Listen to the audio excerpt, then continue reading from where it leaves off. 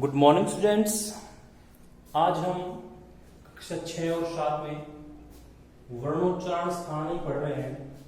इससे पहले भी हमने स्टार्ट किया था और उसमें हमने वर्णोच्चारण पढ़ा था, वर्ण के बारे में पढ़ा था कि वर्ण क्या चीज होती है, वर्ण को कितने भागों में बांटा गया था वो पढ़ा था हमने, स्वर और व्यंजन के बारे में।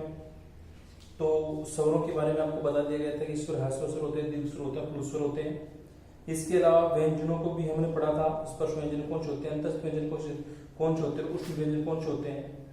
इसके अलावा हमने संयुक्त व्यंजन और रे का प्रयोग, कौन से रे का प्रयोग कहाँ और किस प्रकार से किया जाता है। इसके अलावा हमने अयोगवा पढ़ा था। अयोगवा में हमने अनुस्वार और विसर्ग पढ़ा था। उसके बाद में हमने वर्णमाला को पढ़ा था, वर्ण संयोजनों को पढ़ा था, वर्ण विन्यास को पढ़ा था और वाक्य को पढ़ा था और पद को पढ़ा था। उसके बाद में हमने मात्राओं का अध्ययन किया था कि कौन सी मात्रा कहाँ पर लगती है और कौन सी मात्रा किसकी होती है।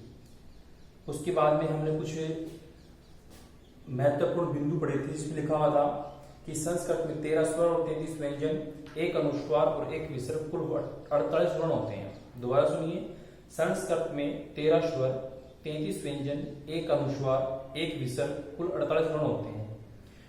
विभिन्न ध्वनियों को ही वर्ण कहा जाता है। रे और रे स्वर है, रे का दीर्घ नहीं होता है। शुद्ध व्यंजन स्वरों की सहायता के बिना नहीं बोले जा सकते। अगर कोई शुद्ध व्यंजन है तो उसको बोलने के लिए हमें स्वर की सहायता लेनी ही पड़ेगी, चाहे कुछ भी करना पड़े। स्वर रहित व्यंजन को नीचे हलन द्वारा लिखा जाता है। दो स्वरों के मिलने से संयुक्त स्वर व दो वर्णों के मिलने से संयुक्त वर्ण बनते हैं। दो स्वरों के मिलने से संयुक्त स्वर और दो वर्णों के मिलने से संयुक्त वर्ण बनते हैं। अनुस्वार तथा विसर्ग का प्रयोग स्वतंत्र रूप से नहीं होता है। कभी भी अनुस्वार और विसर्ग का प्रयोग स्वतंत्र रूप से नहीं किया जाता है। वर्ण विन्यास करते समय विसर्ग को अंतिम स्वर के बाद में लिखा जाता है। अगर वर्ण विन्यास करेंगे तो हम विसर्ग को अंतिम वर्ण के बाद में लिखते हैं। ह्रस्व स्वर के उच्चारण में एक मात्रा का समय, दीर्घ के उच्चारण में 2 मात्रा का समय तथा प्लुत के उच्चारण में 3 मात्राओं का समय लगता है। और ध्वनियों के संयोग से शब्द बनते हैं। तो इसका हमने पॉइंट वाइज पढ़े थे हमने कि ये बहुत ही इंपॉर्टेंट चीज है वर्ण विन्यास में या वर्ण विचार में या वर्णोच्चारण स्थानी में, कि जिनके बारे में हमने पढ़ा है और ये पॉइंट आपको याद रखने हैं। उसके बाद में हम उच्चारण स्थान पढ़ते हैं कि कौन से व्यंजन का या कौन से स्वर का उच्चारण स्थान कौन सा है, अर्थात हमारा जो विवर है उसमें कौन सी ध्वनि किस चीज से टकराती है और किस प्रकार का वो मतलब उसको किस प्रकार से बांटा गया है कि कौन सी चीज में इसको हम सम्मिलित करें। तो इसमें लिखा हुआ है उच्चारण स्थान क्या होते हैं। वर्ण विभक्ति प्रदेश उच्चारण स्थानम कथ्यते। शब्द प्रयोग में आंतरिक वायु कांठादादि स्थानेषु स्पर्शं वर्णान् अभिव्यक्तं करोति। दोबारा देखिए, वर्ण विभक्ति प्रदेश उच्चारण स्थानम कथ्यते। शब्द प्रयोग समय आंतरिक वायु कंठादि स्थानेषु स्पर्शं वर्णान् अभिव्यक्त करोति। इसके कहने का तात्पर्य यह है कि वर्णों की अभिव्यक्ति प्रदेश उच्चारण स्थान कहा जाता है। कि वर्णों की अभिव्यक्ति के प्रदेश को यानी कि वर्णों की अभिव्यक्ति जिस स्थान से होती है उसको वर्णोच्चारण स्थान कहा जाता है। शब्द प्रयोग करते समय आंतरिक वायु, शब्दों का प्रयोग अगर हम करते हैं, किसी भी शब्द को हम बोलते हैं तो हमारी जो श्वास आती है, हमारे अंदर की जो वायु बाहर निकलती है,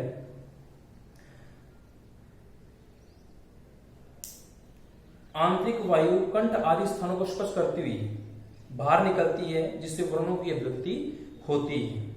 सभी वर्णों का उच्चारण मुख से ही होता है। जितने भी वर्ण है, स्वर हो या व्यंजन हो या कोई शब्द है, तो उसका उच्चारण हम मुख के द्वारा ही करते हैं। जिसमें कंठ है, जिह्वा है, तालु है, मुर्दा है, दंत है, ओष्ठ है, नासिका है, उनका प्रयोग करते हैं। ये सभी उच्चारण स्थान है। अतः हम कह सकते हैं कि वर्णों का उच्चारण करते समय मुख के कंठ आदि भागों का प्रयोग होता है। जिह्वा मुख के जिस भाग से स्पर्श करती है या आंतरिक वायु स्थान अगर बाहर निकलती है उन्हें उच्चारण स्थान कहते हैं। तो मैं आशा करता हूं कि उच्चारण स्थान आपको समझ में आ गया क्या है। कहने का तात्पर्य सीधी सी भाषा में वर्णों का उच्चारण करते समय आंतरिक वायु यानी कि बाहर निकलते समय मुंह के जिन भागों से टकराती है उनको उसी प्रकार से वर्णोच्चारण स्थान कहते हैं, यानी कि उनको वर्णोच्चारण स्थान कहते हैं। अगर हम हमारे जिह्वे से टकराए तो जिह्वे हो गए, तालु से तो टकराई तो तालव्य हो गई, मूर्धा से टकराई तो मूर्धन्य हो गए, ओष्ठ से टकराई तो ओष्ठ्य हो गए, दांतों से टकराई तो दंत्य हो गए। समझ में आ रहा होगा शायद आपको। उसके बाद में हमने एक तालिका बनाई है, इंडेक्स बनाई है, जिसमें वर्ण उच्चारण स्थान तालिका, जिसका नाम दिया गया है कि वर्णों का उच्चारण और उनका स्थान संज्ञा किस प्रकार से है, उष्म है, अंतस्थ है, स्पर्श है, स्वर है या स्थान है। जैसे हम कोई स्वर या वर्ण का उच्चारण करते हैं तो वो कहां से बोला जाता है, उसके आधार पर उसको किस चीज की संज्ञा दी गई है। तो सबसे पहले अगर किसी वर्ण का कंठ के द्वारा उच्चारण करते हैं तो उसको कंठ कहते हैं। जैसे कंठ है हमारा, इससे कौन कौन से वर्णों का उच्चारण किया जाता है? स्वर जैसे 13 स्वर होते हैं टोटल। कितने होते हैं? 13 स्वर। और उसमें से व्यंजन अगर अलग अलग डिवाइड करें तो 25 व्यंजन स्पष्ट होते हैं, 4 अंतस्थ होते हैं, 4 उष्म होते हैं। उसके बाद में अयोगवा और उनको संज्ञा किस प्रकार से व्यक्त की गई है? इनकी कॉलम है, ये हेड बनाए गए हैं। हेड दोबारा देख लीजिए, स्थान यानी कि हमारा मुख विपर है, उसमें कौन से स्थान से वो स्वर या व्यंजन या वर्ण निकलता है। स्वर 13, स्पर्श व्यंजन है, व्यंजन में स्पर्श व्यंजन 25 है, अंतस्थ 4 है, उष्म 4 है। उसके बाद में अयोगवा और संज्ञा किस प्रकार से भेद किया गया है। तो हमारे जो कंठ है उससे निकलने वाले स्वर हैं वो है ए, आ, ए, आ, ए और आ का उच्चारण हम कंठ के आधार पर करते हैं। और व्यंजनों में कौन कौन से वर्ण व्यंजन ऐसे हैं जिनका हम उच्चारण कंठ की सहायता से कर सकते हैं? तो वो स्पर्शी हैं, 25 में आते हैं। पहले है कै वर्ग के, कै वर्ग के 5 वर्णों का उच्चारण हम कंठ से करते हैं और उनको स्पर्शी बोलते हैं। क, ख, ग, घ, ड़। ठीक है। अंतस्थ कोई भी नहीं है, उस सब में सिर्फ है आता है।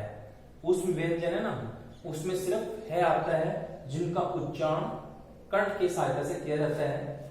और विसर्ग भी अगर हम संस्कृत में बहुत सी जगह विसर्ग काम लेते हैं शब्दों के अंत में, तो विसर्ग का उच्चारण स्थान भी कंठ है, इसलिए इनको कंठ ध्वनियों से विहित किया गया है।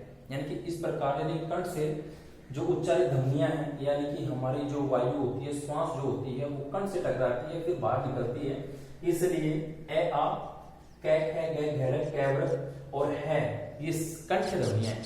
याद रखने की बात है, ए, आ स्वरों में आते हैं, कै, खे, गे, घेरे जो कै वर्ग के 5 स्पर्श व्यंजन हैं वो कंठ है। आपका जो है उष्म है वो आपका कंठ है। विसर्ग अयोगवा की श्रेणी में आता है, वो भी आपका कंठ है और इनको कंठ कहा जाता है, यानी कंठ से निकलने वाली ध्वनियां कंठ कहलाती हैं। उसके बाद में तालु यानी कि जब आप इन वर्णों का या स्वरों का उच्चारण, स्वर या व्यंजनों का उच्चारण करोगे ना तो आपको पता चल जाएगा कि तालु क्या है। जहां पर भी आपकी जीभ होती है ना अंदर, जो मुंह के अंदर होती है, वो टकराती है, वही उसका उच्चारण स्थान होता है। तो उसको ट्राई करना बोलने की, और उसके बाद ये पता लग जाएगा कि आपको उसको कंठ क्यों कहते हैं, तालु भी कहते हैं।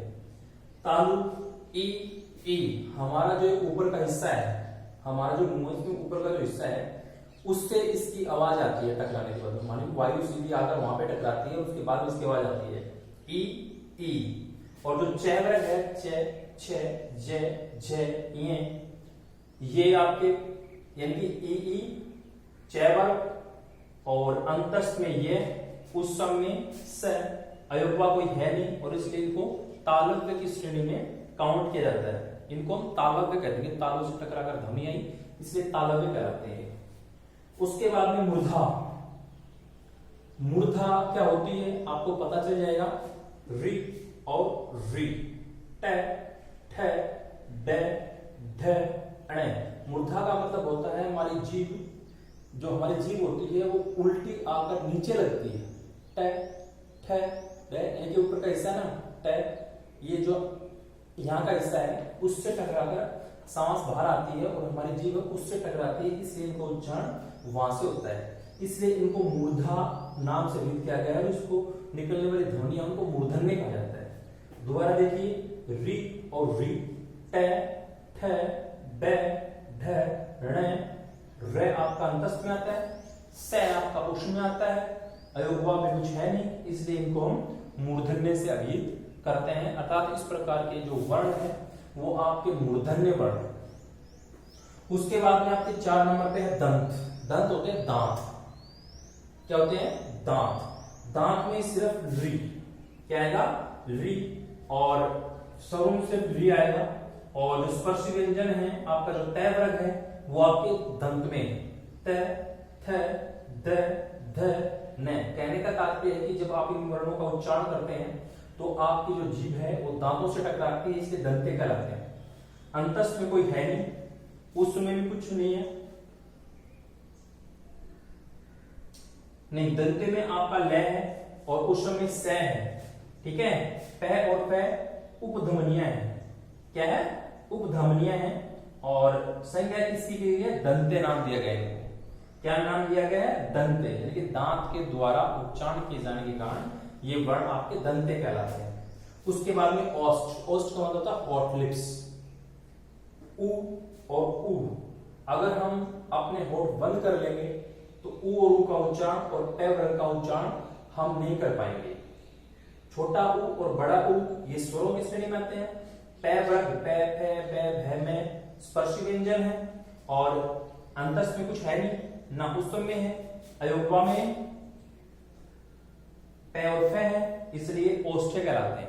क्या कहलाते हैं, ओष्ठ्य। जिन ध्वनियों का उच्चारण ओठ के माध्यम से किया जाता है वो ओष्ठ्य ध्वनि कहलाती है। उसके बाद है नासिक। नासिक का मतलब होता है नाक। क्या होता है, नाक।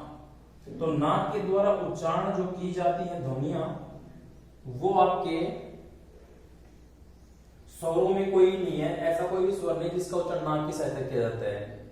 आपके जो पंचम वर्ण है, कौन से वर्ण है, पंचम वर्ण। हिंदी में भी हमने पंचम वर्ण पढ़ा है।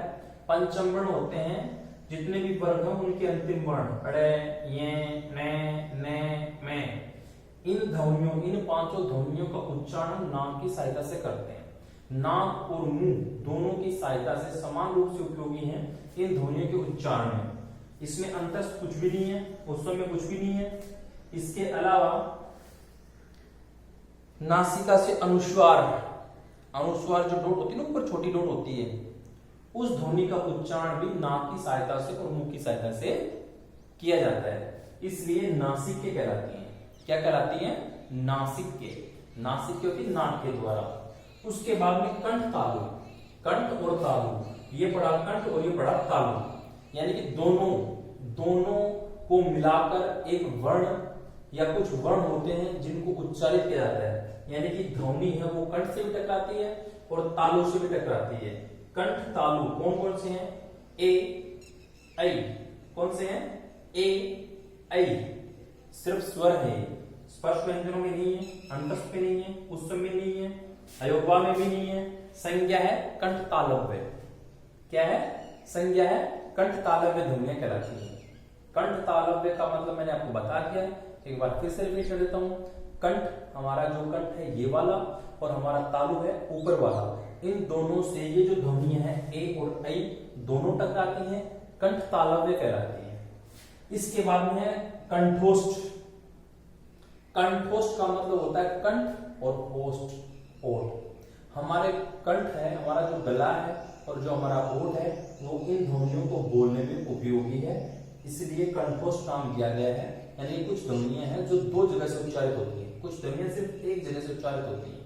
तो कंठोष्ठ में ओ और औ, ओ और औ, दोबारा देखना, ओ और औ, और इनको हम कंठोष्ठ कहते हैं। क्या कहते हैं, कंठोष्ठ। उसके बाद में दंतोष्ठ। दंतोष्ठ का मतलब होता है, इसमें नहीं लिखा होगा सर दंतोष्ठ। दंतोष्ठ दांत और होठ, दंत, दांत, ओष्ठ, होठ। दांत और ओष्ठ के माध्यम से समान रूप से उच्चारित ध्वनि होती है वे की। सिर्फ एकमात्र व्यंजन है जिसका उच्चारण दांत और ओठ की श्रेणी में काउंट किया जाता है। ठीक है, व्यंजनों में आता है वे, और वे का उच्चारण दंतोष्ठ, और ये जो वर्ण है इससे उच्चारित होने वाले वो दंतोष्ठ कहलाते हैं। क्या कहलाते हैं, दंतोष्ठ। उसके बाद में जिह्वा मूल। जिह्वा मूल, जिह्वा मूल में कोई विशेष ध्वनि नहीं है और इससे उच्चारित होने वाली ध्वनियां जिह्वा मूल्य कराती हैं। वो आपके सिलेबस में काउंट नहीं करते कि जिह्वा मूल्य ध्वनियां कौन कौन सी हैं, सिर्फ कै और ख ही जिह्वा मूल्य हैं, उनके बारे में बाद में पढ़ेंगे। इसके बाद में है इनका विस्तृत रूप। ये आपको समझ में आ गया होगा कि वर्णोच्चारण स्थान क्या होते हैं, कहां से उनका उच्चारण किया जाता है और कौन कौन से आपके स्वर आते हैं, कौन से व्यंजन आते हैं। व्यंजनों को हमने 3 भागों में बांटा है, स्पर्श, अंतस्थ, ऊष्म, अयोगवास और उनकी अभिध संज्ञा, यानी किस आधार पर उनको बांटा गया है। तो इसके बाद में हम इनको विस्तार से पढ़ेंगे, गहराई से पढ़ेंगे कि कंठ है कौन सी होती हैं, ओष्ठ्य कौन सी होती हैं, मूर्धन्य कौन सी होती हैं, तालव्य कौन सी होती हैं, आदि आदि।